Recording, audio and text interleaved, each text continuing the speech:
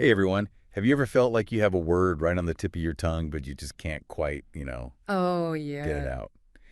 Well, today we're going to do a deep dive into building your English vocabulary. And I think I think you're gonna love this one. you're going to be surprised at some of Yeah. the stuff we learn about. hmm Because I think we all have this idea that it's just memorizing lists. Right. Yeah, and it's so much more than that. It's Yeah. really an art to expanding your vocabulary in a way that sticks. And we'll be looking at this video called How to Build Your English Vocabulary Quickly. And I Yeah. think you'll find that even if you've been working on your vocabulary for a while, hmm there are some really cool, valuable techniques here that you might not have thought of. So to kick things off, this video really emphasizes ditching those old school word lists. Yeah. No more just staring at columns of words and their definitions. No more rote memorization. It Yeah. doesn't work. It's Yeah. about realizing that our brains are wired for stories, not lists. Oh, that's interesting. You think about it, you're much more likely to remember a word like serendipity Right. if you can link it to like a personal anecdote Okay. about a lucky encounter or something like that. Yeah, that makes a lot of sense. Yeah. So how do we Okay. actually put this into practice?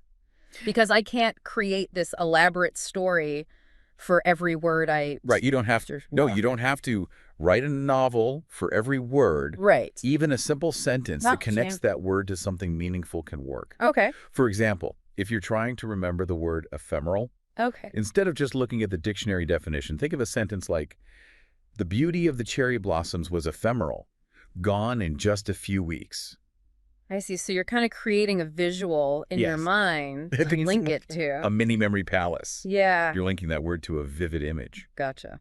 Speaking of memory, our video source talks a lot about flashcards, but not in the way you might expect. It's all about using flashcards strategically with something called active recall Okay. and spaced repetition. So not just flipping through them. Right. Okay, tell me more about what makes these flashcards so special. So imagine you see a word like ubiquitous on a flashcard. Okay. Instead of flipping it over immediately to see the definition, Right. you force yourself to recall, Oh. what does that word mean? What's the definition? And that struggle to retrieve the information actually strengthens that memory. Okay, so it's like a mental workout. Yeah, it's a mental workout for Yeah. your vocabulary, yeah. Where does spaced repetition come in? So spaced repetition is like a personal trainer Oh, for your memory. Gotcha. It's all about strategically timing Yeah. your review sessions so that you are reviewing those words just when you're about to forget them. So you're outsmarting your brain. Yes, you're outsmarting your brain's forgetting curve. Mm-hmm. That's cool. And you know what? What? Apps like Anki and Quizlet Oh, yeah. automate this process. So they actually schedule your reviews based on spaced repetition algorithms. Oh, wow. So you don't have to worry about figuring all that out yourself. So there's like a science behind it. Yes. Yeah. These algorithms are based on like years of research into how our brains learn and retain information. Okay, so we've talked about ditching the lists, Right. and we've talked about these Oh, supercharged. supercharged flashcards. Yeah. What about good old-fashioned reading? It still has a place. Okay. Absolutely. But our source challenges us to go beyond books.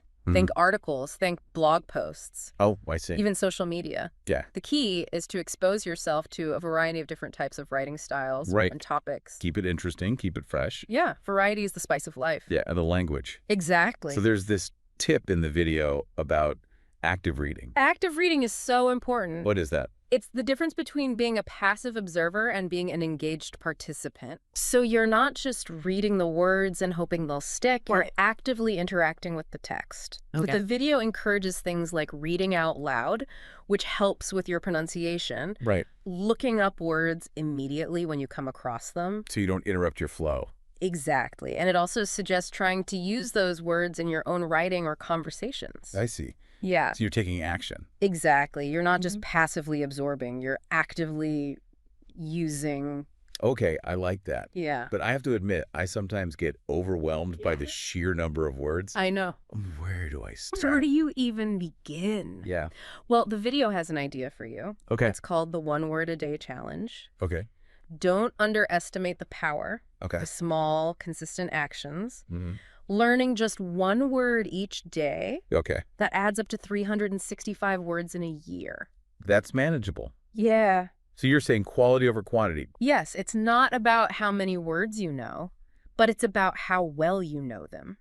I like that. You really want to own those words. You want to be able to use them. Right. So they become part of your active vocabulary. So how do we make sure that these words don't just stay in some corner of our brain and we never use them? Well, that's where the fun comes in. Okay. We're not just talking about textbooks and dictionaries here. Okay. The video explores how you can learn while you're being entertained. Tell me more about that. Think movies, think TV shows. Okay. You're immersing yourself in this language bath. I like that idea. And you can watch with English subtitles Yeah. to really reinforce that word recognition. Okay, so it's kind of like training wheels. It's like having a vocabulary coach right there with you. Gotcha. Yeah. Because I find sometimes if I'm just watching, I get distracted by the visuals. Right, you miss the nuance. I don't really pay attention to what they're saying. Exactly. So with the subtitles, You pick up on all the colloquialisms, I can really focus on the language. the slang, even the cultural references you might miss otherwise. Yeah, so it's more than just passively watching, right? We have to be active. Absolutely. Just like with active reading. Right. You don't just want to sit there and hope the words will seep into your brain. Gotcha. You want to be engaged. Mm-hmm. So if you hear a word you don't know, pause the movie, look it up, Okay. jot it down, Gotcha. and then try to use it in a conversation later. So we're taking it off the screen and bringing it into the real world. You're building that bridge Yeah. between passive learning and active use. I like that. That's cool. And speaking of active use, our video source really stresses the importance of using your newly acquired words in conversation. Okay. That's how they really become a part of you. But what about if you're shy or, Yeah. self-conscious about using a new word? It can be daunting, but the video encourages us to push past our comfort zones, Okay. find a language partner, chat with your friends, or even just talk to yourself in English. Talk to myself. Yeah. That's interesting. It might sound a little strange, Yeah. but it's like a dress rehearsal Yeah. for real-life conversations. I gotcha. So you can describe your surroundings, you can narrate your actions, you can have imaginary debates. So I'm basically giving my inner monologue an upgrade. You're giving your inner monologue an upgrade. Yeah. I like that. That's cool. It's a safe space to experiment with those new words Yeah. without the fear of judgment. Yeah, that makes sense. And the more you use them, the more natural they become. Okay, and so then the video talks about this idea of a vocabulary vault. A vocabulary vault. What is that? It's essentially a notebook where you keep track of all the new words you're learning. Oh, You can make it as simple or as elaborate as you like. okay. Why is it important to write down the words, though? Because the act of writing helps to solidify those words Okay. in your memory. I see. Plus, it creates this tangible record of your progress, Oh, which can be very motivating. I see. You can look back and see, wow, I've learned so many new words. Yeah, that's great. It's like watching your vocabulary garden grow. It is. It is like You that. can see the fruits of your labor. And so that can help you on the days when you don't feel like you're making a lot of progress. Exactly. Speaking of encouragement, Yeah. let's not forget the power of making vocabulary learning fun. Okay. The video suggests incorporating word games Yes. Word games. into your routine. Okay. Yeah, Scrabble, Boggle, all those word games on our phones. I love those. They're not just fun, they're actually activating those neural pathways associated with your vocabulary. Okay.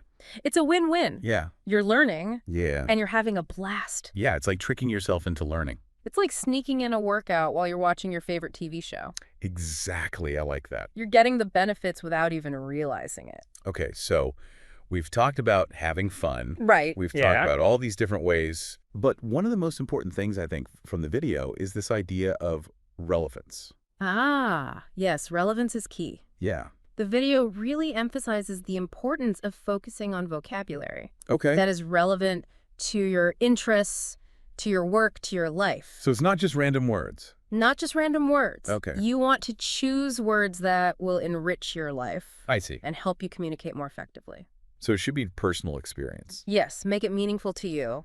So I think a big takeaway from this first part of our deep dive Mm-hmm. is that vocabulary building is a journey, It's not a destination. It's an ongoing process. Yeah. It's about constantly exploring and expanding your linguistic horizons. We've covered so much already. Yeah. From ditching the word list to embracing context, active recall, You're right. spaced repetition. We've just scratched the surface. And we're just getting started. There's so much more to come. So stay tuned for part 2 of our deep dive. Where we will explore even more creative and effective ways to supercharge your English vocabulary. Sounds good. All right.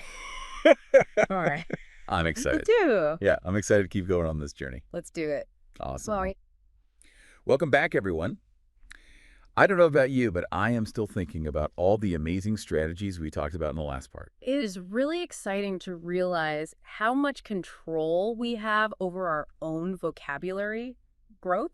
Yeah. We don't have to be passive, just waiting for words to come to us. We can really go after them. And we really make them a part of us. Yeah, right? Absolutely. Like, one of the things that really stood out to me was that idea of relevance. Oh, yeah, so important. It's not about just memorizing a bunch of words to show off or sound smart. Right. It's about choosing words that are actually going to help us communicate better in the areas we care about. Absolutely. It's about choosing words that you are actually going to use. Exactly. The video gives the example of someone who loves to cook, and they can really deepen their understanding of cooking by learning specific words like saute or braise or deglaze. Oh, okay. Like words that they can actually use when they're talking about recipes. When they're in the kitchen? Yeah, or even just describing what they made. Right, yeah. Like last night I made this amazing whatever, and use the word deglaze. So it's like Yeah. each new word is like a tool. Yes, it's a tool in your toolbox. Yeah. Exactly. But even with those relevant words, I find that I learn a word, I know the definition, Yeah. but then I'm afraid to use it. Oh, I know it's like you understand it, but I hesitate. you don't really own it yet. How do I get past that? Well, the video gives a couple of great tips. Okay. One idea is to create your own sentences Oh, okay. using the new words. So don't just read the definition in the dictionary. Don't just settle for the dictionary definition. Okay. Really try to put it into practice. Okay. Like, let's say you learned the word mellifluous, Okay. Mellifluous. which means like sweet sounding. Okay. You could write a sentence like, the singer's voice was so mellifluous, it seemed to cast a spell over the audience. Oh, okay. So you're I need really to look at that. getting a feel for the word. Yeah. Yeah, and another technique is to actually, look for opportunities to use it In conversation. in conversation. But that's when I feel self-conscious. I know. I don't want to sound like I'm trying to be too smart. I totally understand that feeling, but the video encourages us to think of it like practice. Oh. Like a musician practicing their scales. Okay. The more you do it, The easier it gets. yeah, the more natural it becomes. So it's about pushing ourselves, but also being mindful of the situation. Yeah, finding that balance Very nice. between pushing yourself and, not being too over the top. Yeah, exactly. And if you're really not ready for prime time with your new words, Yeah. remember you can always practice talking to yourself in English. Talking to myself. That still feels a little weird. I know, it's a little unusual. Yeah. But think of it as a dress rehearsal for Okay. your real conversations. Yeah. You can describe what you see around you. You can narrate what you're doing. Oh, okay. You can even have imaginary debates. Oh, that's cool. So it's Yeah. like, You're giving your inner monologue an upgrade. yeah, exactly. Giving it a makeover. I love that. Yeah. So now I want to switch gears a little bit. Okay. The video talks about etymology. Etymology, yes. It sounds a little scary. I know, it sounds intimidating, but it's actually really simple. Okay. It's basically the study of where words come from. Oh, okay. Of the history of a word. Oh, so you're tracing the word back to its roots. Exactly. You're tracing its family tree. Okay. And oftentimes, knowing the etymology of a word Okay. can give you clues about its meaning Oh, interesting. and help you remember it better.